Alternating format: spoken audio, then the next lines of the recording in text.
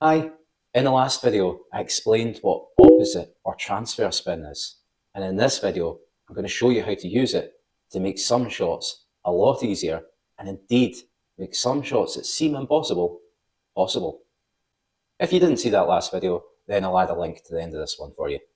Now, transfer spin helps loads of shots, but I'll cover 3 off just now to get you started. And the last one, I play with transfer spin all the time, and it makes the shot so much easier, so stick around till the end. This first shot is probably the most obvious one to put transfer spin on. If you're faced with a shot like this where you're on the yellow, it doesn't pass into the pocket because of the red.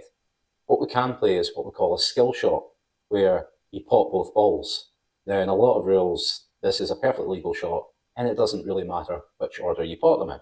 A lot of people think because you want the yellow ball to follow through after the red, then you should be putting topspin on the cue ball. However, as you can see, if we do that, the yellow ball doesn't run far enough. As explained in the previous video, we want to apply opposite or transfer spin. This means that we put backspin on the cue ball, it transfers topspin onto the yellow ball and makes the shot a lot easier. Now, let's make a seemingly impossible shot possible. Quite often, you'll be left with a double or bank shot like this. And if you play the natural angle, you can see that we miss the ball on the far side. And if we try and alter the angle slightly, then we get the double kiss. So you might think that you need to play a different shot, but there is a way to make this possible. Let's ignore the cue ball for a second. If we look at the object ball and play that on a natural angle without any spin, we know that we're missing it on that side. If we play right hand spin, as I'm looking at it, we'll widen the angle and we'll miss by further. What we could do is play left hand spin on it, and it should check or straighten up off that cushion and make the pot in there.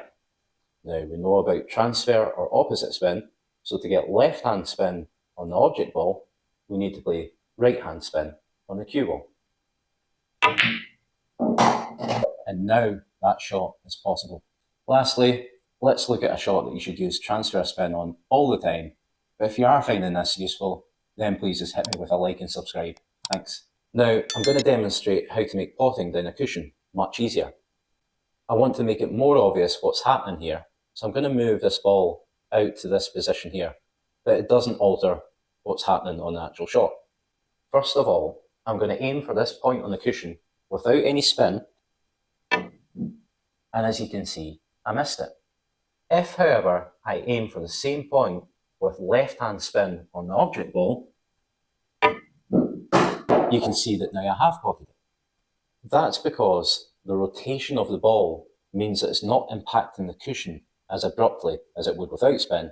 Plus also, when you put spin and it hits the knuckle, it actually helps it into the pocket. So to play this shot properly, we want left spin on the object ball, which means that we put right spin on the cue ball.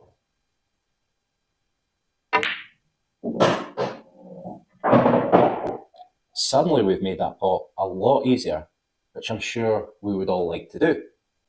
I really hope that you found this useful, and if you do have any feedback or questions, then pop them in the comments below, and I promise you I will answer you. Thanks for watching.